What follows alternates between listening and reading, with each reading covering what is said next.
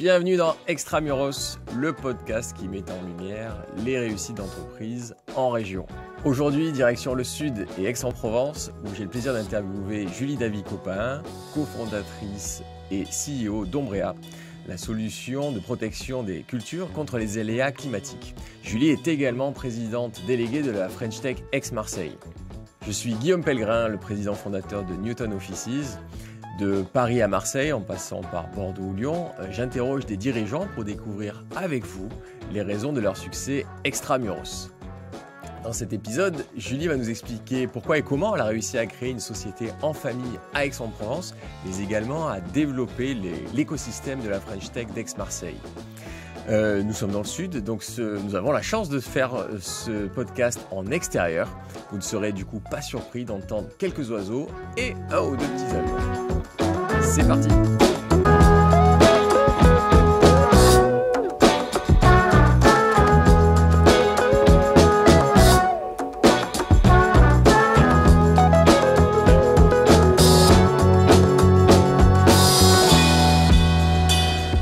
Bonjour Julie!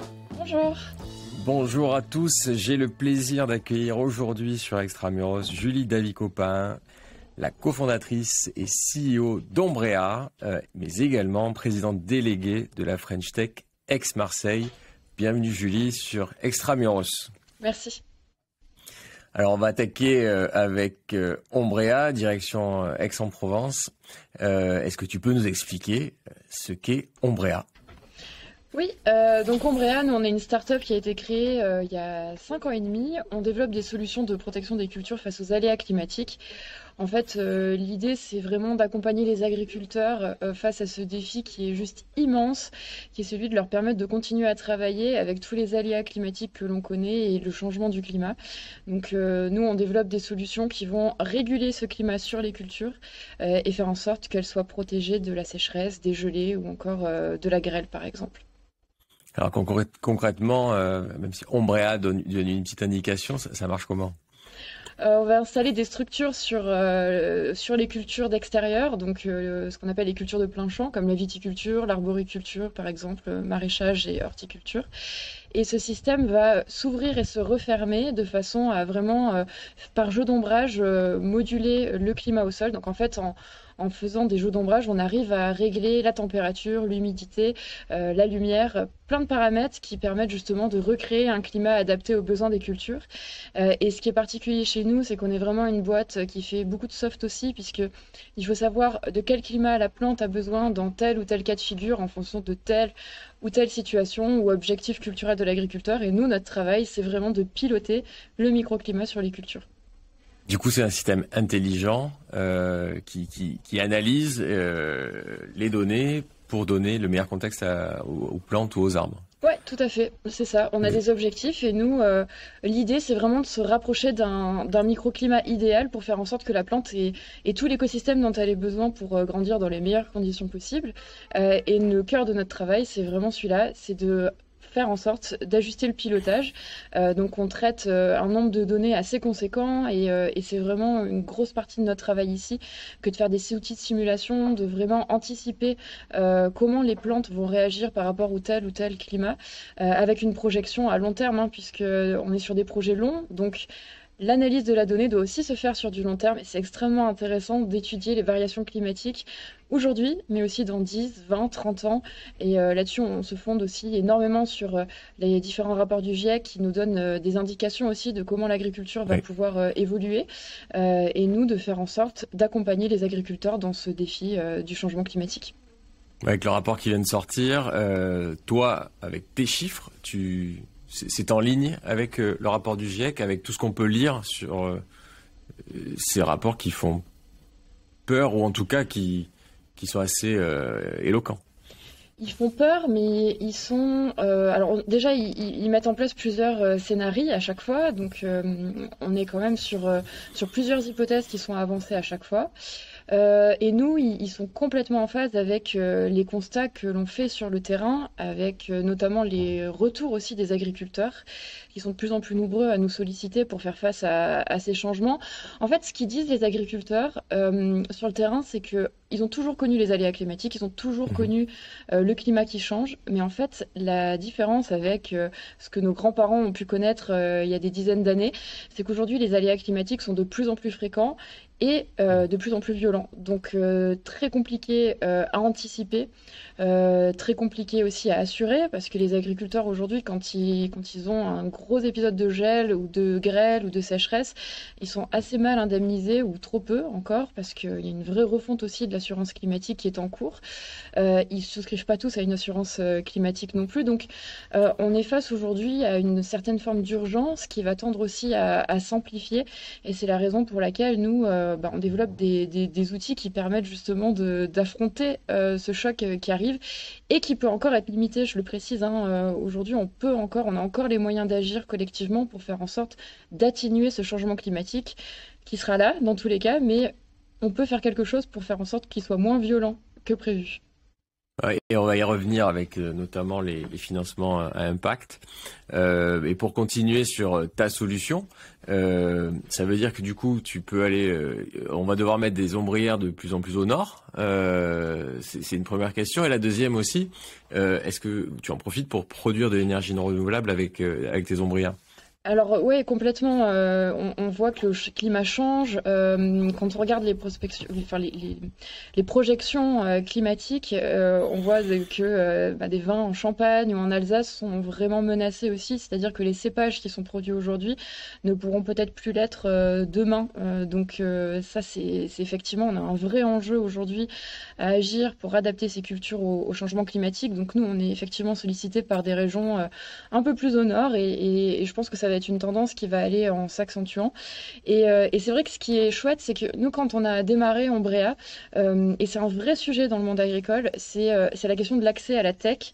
On est face à un public qui n'a pas toujours les moyens d'investir dans des nouveaux outils à la fois qui vont les aider à mieux produire et à protéger leur culture.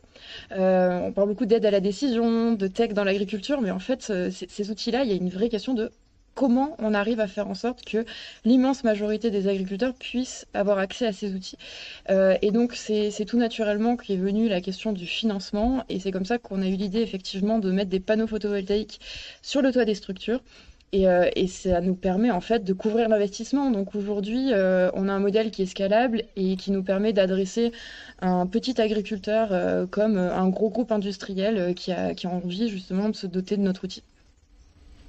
Alors tout ça est né à Aix-en-Provence. Est-ce que tu peux nous expliquer pourquoi et quel est l'intérêt d'être dans le sud?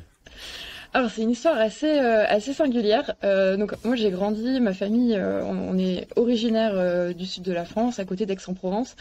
Et moi quand j'étais petite, je voulais faire qu'une chose, c'était de partir et d'aller vivre à Paris. Et ce que j'ai fait très vite en fait, je voyais pas l'intérêt d'être dans le sud, clairement.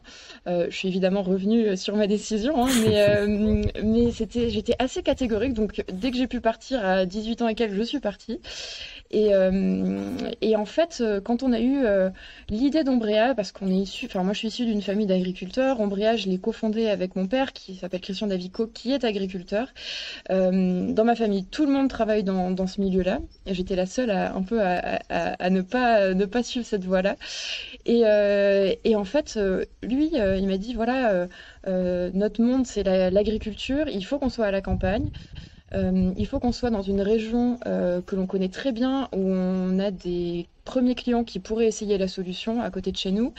Et en plus de ça, on va pallier les phénomènes de sécheresse. Donc il faut qu'on soit dans une région qui soit touchée par ce principal sujet que l'on a envie d'adresser. Moi, j'étais assez dubitative. Déjà, j'avais fait ma vie à Paris, j'étais bien à Paris, et puis surtout, je voyais tout cet écosystème de start-up, toutes les licornes. Il n'y en avait pas beaucoup à l'époque, mais quand même, on voyait qu'il y avait une mouvance qui était en train de monter, et c'était tout à Paris. Donc moi, je suis restée à Paris, en fait. Je pense que je suis restée dubitative un petit peu dans les premiers temps. Et la boîte, on l'a créée dans le sud, donc à Aix, et j'ai continué à faire la navette pendant 3 ans. Donc ça m'a mis 3 ans avant vraiment de franchir le pas dans ma vie perso, de me dire, ok, je déménage et j'y vais à fond, quoi. Mais les premiers temps, c'était les allers-retours en TGV toutes les semaines, des fois jusqu'à 3 allers-retours dans la semaine pour assurer les meetings. Mais j'avais besoin d'être rassurée, je pense, et on l'a été très rapidement. Ça, c'était quand? Euh, Ces 3 premières années? Ouais, on a créé la boîte en 2016, donc je dirais, moi j'ai bougé en août 2019, donc ça a été assez long, ouais. Ça a été assez long de franchir le pas. Ouais, je te jette pas la pierre, j'ai fait pareil. Je suis parti à 18 ans à Paris et j'étais dans la campagne autour de Marseille moi aussi. C'est peut-être ça qui avait joué, c'est une sorte d'envie d'urbanisme et de centralité. Et tu vois que t'es revenu, toi aussi. Ah ouais, ça fait 10 ans moi, ça y est, Ah ouais. que je suis revenu au, au soleil, ou en tout cas dans la lumière. Bah, je comprends, hein. Mais là, vraiment, je regrette, mais tellement pas, quoi. J'avais beaucoup d'a priori. J'avais beaucoup d'a priori déjà sur d'un point de vue perso, j'avais peur de m'ennuyer. Et d'un point de vue pro, je me disais qu'on allait beaucoup plus galérer dans le sud qu'à Paris. Et en fait, mais j'ai eu tellement tort parce que ici, on a été tout de suite extrêmement bien accueillis et il y avait une vraie volonté de la part des acteurs de l'écosystème. Je pense à la French Tech, je pense à la métropole, la région. Toutes les collectivités avaient envie de pousser l'innovation sur le territoire. Notamment les Green Tech. C'était vraiment le tout début, on est arrivé aux prémices de ce mouvement-là, et ce qui fait qu'on a tout de suite eu les très bons contacts. On a eu une ambiance très de proximité, où on sentait qu'on était accueillis à bras ouverts et qu'on allait avoir des moyens quasi illimités pour pouvoir développer notre boîte, avec des locaux qui nous ont été fournis très vite à un tarif vraiment dérisoire et un cadre de travail complètement dingue. Et c'était hyper agréable de sentir cette envie, en tout cas, de créer. Moi, c'est vraiment ce que j'ai ressenti quand on s'est installé ici. Et ça a marché. Donc, c'est ce qui m'a aussi convaincue de quitter Paris, parce que j'avais des copains à Paris qui créaient leur boîte et j'ai bien vu que c'était très compliqué, hein. Donc voilà, ça nous a convaincus et on a pris une très bonne décision, je pense.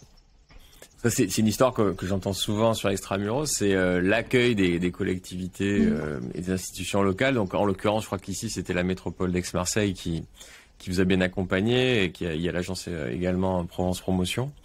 Un autre sujet souvent, c'est l'accès au financement. Est-ce que c'était un frein d'être à Aix-en-Provence dans la GainTech pour aller faire des levées de fonds? Au début, non. Maintenant, un petit peu plus. Comme on est sur un écosystème qui est relativement jeune, puisque tout a vraiment démarré, je pense, ici, dans les 5, 6, 7 dernières années, euh, l'accent a beaucoup été mis sur l'accompagnement des startups au démarrage et au premier développement.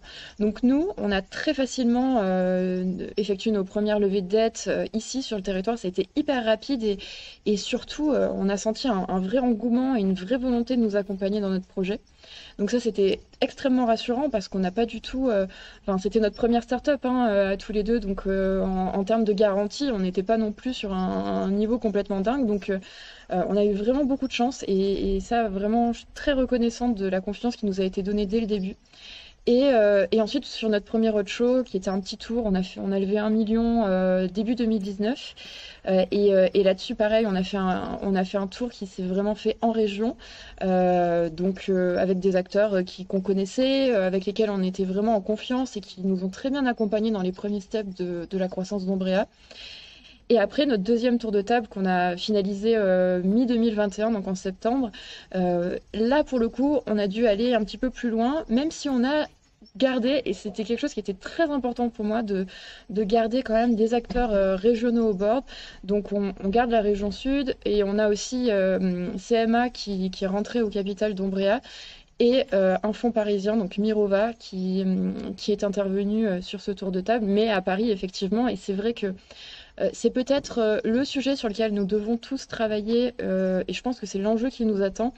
Si on veut avoir des grosses boîtes, si on veut avoir des licornes qui à la fois se développent dans le sud et choisissent de s'installer à Aix-Marseille, il faut qu'on lève ce frein au financement sur des plus gros tickets, et il faut qu'on accélère aussi toute la thématique recrutement qui succède en général au tour de table et où on voit vraiment qu'il y a encore un petit peu des freins. Ouais. Justement, ouais, le dernier point, c'est souvent les talents qui sont ici ou alors que l'on fait venir et que l'on forme sur place. Qu'est-ce que toi tu constates sur ce thème-là? Ça reste compliqué complètement. Moi, par exemple, à l'issue de notre levée il y a 6 mois, On a ouvert 50 postes, enfin on prévoit d'ouvrir 50 postes dans les 2 ans qui suivent la levée. Donc on a fait un premier tour à une vingtaine là, d'annonces qu'on a sorties dans la foulée à l'automne. Et sincèrement, on a bien galéré, ouais. Je dois reconnaître que ça a été assez compliqué. Bon, on n'a aucune originalité dans les profils qu'on recherche. On va chercher du data scientist, de l'ingé agronome, du développeur, et c'est toujours enfin, c'est très compliqué. C'est très compliqué parce que c'est des profils pénuriques. Ce sont des profils qui ont envie d'aller dans des entreprises à impact, qui ont envie de suivre la croissance que l'on connaît. Le cadre de travail, il est super puisqu'on est à la campagne, dans les arbres, les locaux sont super chouettes. Mais même comme ça, moi j'étais un poste là qui était hyper urgent. Ça fait quasiment 11 mois qu'il est ouvert et qu'on n'arrive pas à le pourvoir alors que on est attractif, le salaire, on s'aligne sur ce qui se fait sur le marché.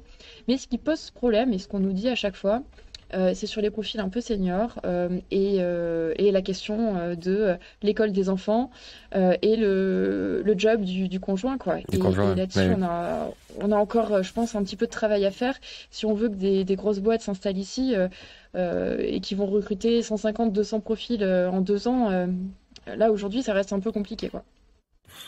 Et il faut que du coup les écoles ici, dans l'écosystème d'Aix-Marseille, produisent un peu plus ce genre de profil. Et Elles le on font. incite les jeunes hommes et les jeunes filles à ne pas arrêter les maths au lycée et, et à continuer et à aller sur ces formations-là. Mais tu fais bien d'en parler parce qu'on a des super formations qui se sont montées. Je pense à la plateforme, au wagon par exemple, qui produisent vraiment des très bonnes écoles avec des profils qui sortent qui sont super chouettes.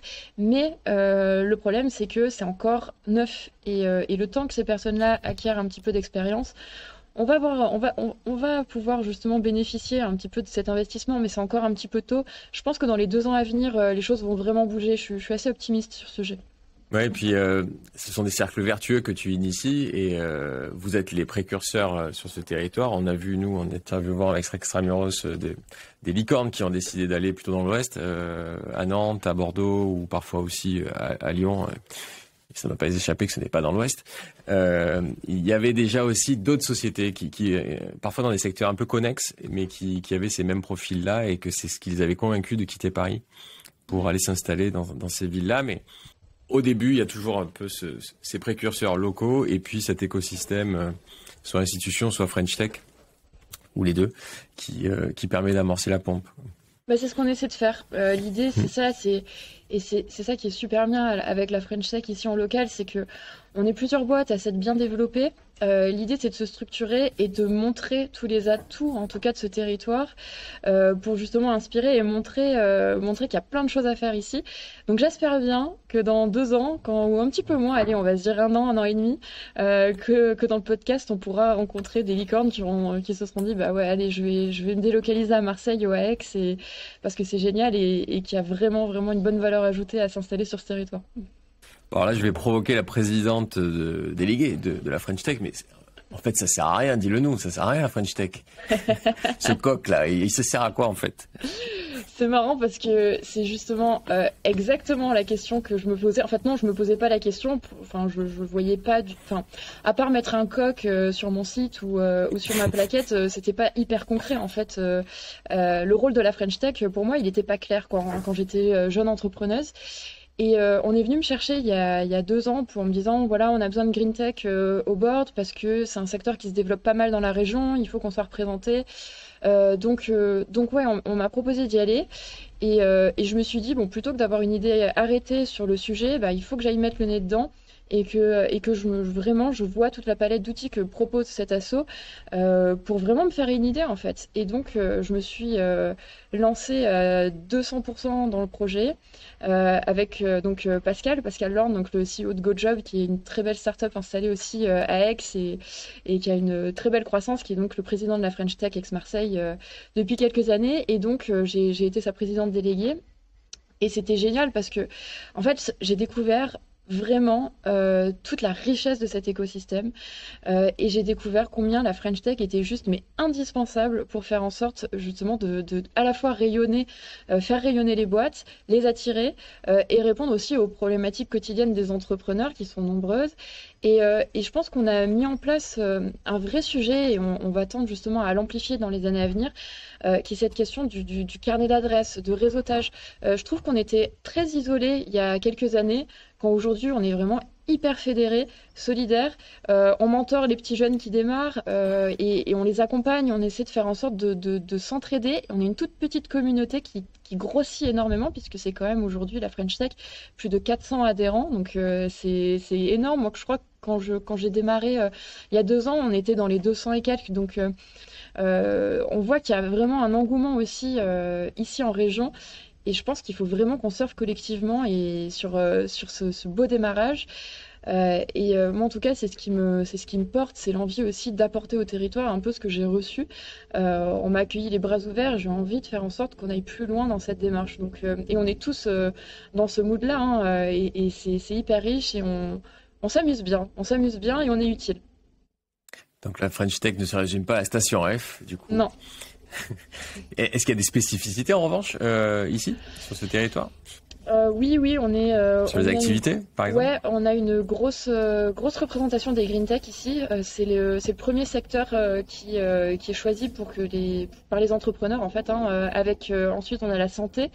Et une grosse partie IA aussi qui est représentée. On voit pas mal le sujet mer aussi qui monte avec de plus en plus d'entrepreneurs sur ce sujet-là. Et un autre chiffre où je suis plutôt contente aussi, on est à plus de 30% de femmes qui entreprennent, qui cofondent leur boîte, quand à l'échelle nationale on est autour de 21%. Donc on est quand même... Ouais, c'est plutôt pas mal, on peut être content. Donc je dirais que c'est plutôt le thème autour de l'inclusion et de l'impact qui caractérise ce territoire. Et nous, notre ambition justement à la French Tech, c'est de faire en sorte d'accentuer encore plus cette dynamique et faire du territoire la capitale française de l'impact. Je pense que ce serait très très joli d'y arriver. Beau programme. Bon, finalement, les latins ne sont pas aussi machos que ça. C'est bon à savoir et à rappeler. Et du coup, toi, est-ce que tu essaies d'avoir un rôle particulier justement pour la féminisation des entrepreneurs, mais peut-être aussi des salariés en général? Oui, tu fais bien de parler des salariés aussi, parce que c'est un sujet qui me tient beaucoup à cœur, dans le sens où on parle beaucoup des femmes entrepreneurs.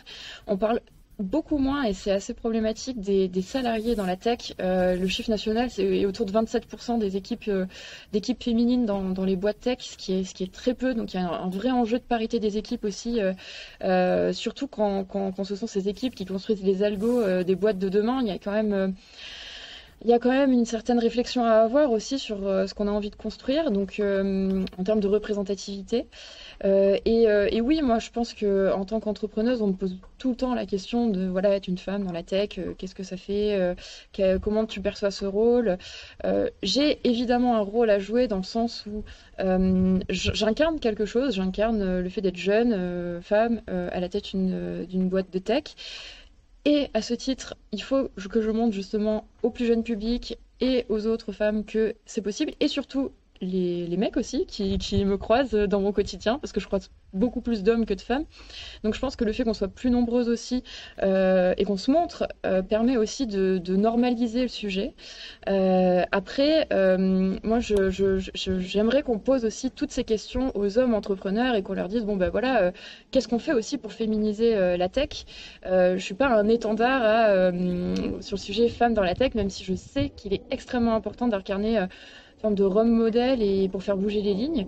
Et à ce titre, il y a une campagne qui est sortie, qui est hyper intéressante et extrêmement drôle aussi, qui est sortie et qui a été publiée par Sista et Mirova, justement, sur la représentation des femmes dans les médias.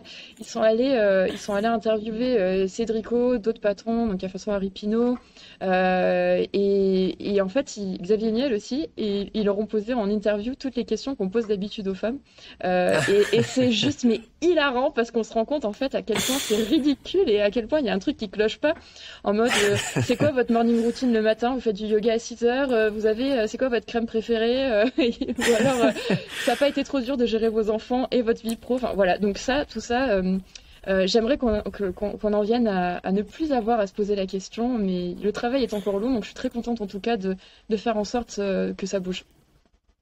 Et moi, je suis très content de ne pas t'avoir posé ces questions, du coup. Sans avoir vu la vidéo, mais que j'irai voir, du coup. C'est très marrant. Et du coup, j'ai l'impression qu'il y a une accélération assez incroyable, en tout cas sur cet écosystème Aix-Marseille, et assez récent. Est-ce que toi, si tu devais créer aujourd'hui Ombrea, ce serait plus facile, du coup? Oui, complètement. Alors, plus facile, je sais pas. Disons que je me serais pas posé la question. Je pense que j'aurais déménagé tout de suite, en fait. C'est ça la différence. Je pense que je serais tout de suite venue m'installer ici.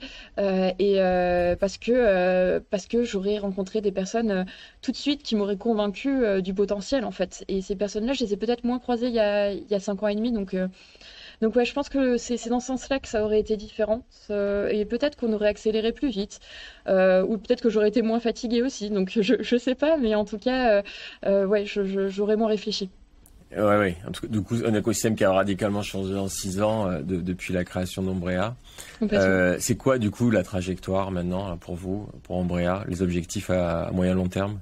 Là, c'est grosse accélération, hein. Depuis la levée, on a des gros contrats de partenariat, donc il faut qu'on délivre aujourd'hui. Grosse montée en puissance. On est autour d'une centaine d'hectares annuels là à partir de 2022 qu'on développe pour justement protéger les cultures. Et l'objectif, c'est 2027 qu'on se dise, voilà, le premier millier d'hectares a été atteint. Donc ça, c'est un bel objectif moyen terme qu'on a hâte d'atteindre. Je pense aussi à l'export. On a des belles perspectives Bien aussi. sûr. Il y a beaucoup de pays qui souffrent bien plus que nous des aléas climatiques. Donc on sait très bien qu'il va y avoir du potentiel qui va s'ouvrir pour nous. Et puis répondre aussi aux questions des agriculteurs, faire en sorte d'aller sur des fonctionnalités beaucoup plus poussées en termes d'anticipation et de prévision du risque climatique à partir de nos modèles. Donc, belle feuille de route qui nous attend. Ouais. L'export, c'est l'Europe, c'est l'Afrique, c'est encore plus loin, c'est Ça peut quoi? être plus loin aussi, hein. On sait que des régions, je pense à la Californie, Maghreb, les pays du Golfe, et puis après, oui, sur le contour méditerranéen, Espagne, Italie, Grèce, on sait très bien qu'il y a des grosses problématiques de sécheresse. On regarde attentivement et on sait que ça va probablement se débloquer bientôt. Il y a des concurrents, il y a des acteurs qui font des produits semblables? On a des concurrents, ouais, ouais, complètement. Plutôt des développeurs énergéticiens qui vont aller développer des produits qui produisent de l'énergie sur des terrains agricoles, quand nous, on prend vraiment le postulat inverse d'être des spécialistes de l'agronomie, des spécialistes du pilotage agroclimatique sur les cultures, au service des énergéticiens qui ont envie de s'engager pour l'agriculture. Donc on part un peu sur un postulat inverse, et c'est ce qui nous a vraiment permis d'être identifiés comme des acteurs de référence sur la prévision du risque climatique et sa gestion par rapport à nos concurrents. Bien sûr, et bravo. Merci. Alors, du coup, tu as un peu ouvert une porte, une transition sur ton équilibre vie pro, vie perso. Puis tu as dit bosser un peu moins. C'est un des derniers enseignements, c'est ça? Avoir un rythme de vie Non, un c'est peu pas plus bosser cool. moins. C'est pas bosser moins, c'est bosser mieux, je dirais. Tu vois, Mieux, ah bah voilà. ça m'a Ouais. mis longtemps avant de comprendre que on pouvait bosser mieux en s'organisant différemment, mais ça voulait pas dire bosser moins. Mais effectivement, c'est possible. Mais c'est hyper important, oui. C'est hyper important dans le sens où il faut se préserver et choisir et faire en sorte d'avoir l'esprit aussi serein quand on va au boulot le matin. Moi, j'avais des tendances un peu staccanovistes à me lever super tôt, arriver au bureau à 8 heures et repartir. Après, aller enchaîner des soirées, rentrer chez moi, il était minuit, il fallait repartir le lendemain. C'est ce que j'ai fait pendant quasiment 4 ans et demi, avec les levées de fonds, etc. Donc, ouais, ça m'a bien fatiguée. Je me rends compte aujourd'hui que je suis bien plus performante en réduisant un petit peu plus peut-être ces engagements-là. Mais je les fais mieux aussi. C'est-à-dire que je suis un peu plus sélective et quand je les fais, j'ai l'esprit qui est clair et qui me permet de prendre les bonnes décisions, de prendre de la hauteur aussi sur les axes stratégiques qu'on a envie de déployer pour Ombrea. Et ça, je pense que c'est le Sud qui m'a offert ça en fait. Je pense que c'est la vie ici qui permet aussi cette parenthèse parce que on est dans la nature. Moi, j'ai décidé de vivre à la campagne aussi. J'ai une maison à la campagne qui me permet d'aller dans la forêt tous les soirs. Je vais faire mon petit tour parce que ça me vide la tête, ça fait du bien et je reviens avec l'esprit beaucoup plus clair après. Donc, C'est ça, j'aurais pas pu le faire ailleurs. Je pense que ça aurait été plus compliqué. Ben oui, bravo pour ce courage. Et on rappelle aussi, parce qu'on le dit jamais assez, on a l'impression qu'une levée de fonds c'est facile parce qu'il y a beaucoup d'argent et que c'est un peu le signe du succès, mais quand on lève des fonds, c'est dur de faire son job aussi en parallèle, quoi. Donc et ses engagements à côté aussi. Hein. Voilà. Ouais. Il faut être vigilant et se dire que c'est un marathon, on n'est pas sur un sprint, quoi. Donc il faut se préserver pour pouvoir arriver sur la ligne d'arrivée. Très important. Alors, ligne d'arrivée, félicitations. On m'a demandé de te poser une question qui est Verstappen ou Hamilton? Le premier, je refuse en général de répondre parce que je suis une anti-Red Bull, je les déteste. Donc j'ai passé un très beau début de Grand Prix. La reprise de saison a été le plus beau moment de mon printemps avec Ferrari qui a fait un doublé incroyable. Donc oui, je suis plutôt team Mercedes, mais un peu plus Ferrari que Mercedes quand même. Et effectivement, grande fan de Formule 1, je suis devant Canal voilà, quasiment tous les dimanches et ça m'occupe pas mal de temps aussi, mais c'est trop cool. Là, je pense qu'on va avoir une saison assez dingue qui nous attend. Et tu pilotes aussi? Non, je suis trop yard pour ça, moi. Moi, je suis plutôt team canapé popcorn devant ma tablette.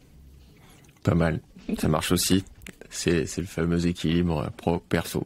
Exactement. Merci beaucoup, Julie, et bravo pour ce parcours brillant qui fait rayonner notre territoire d'Aix-Marseille et nos campagnes. Donc, Merci beaucoup à toi, avec plaisir. Merci.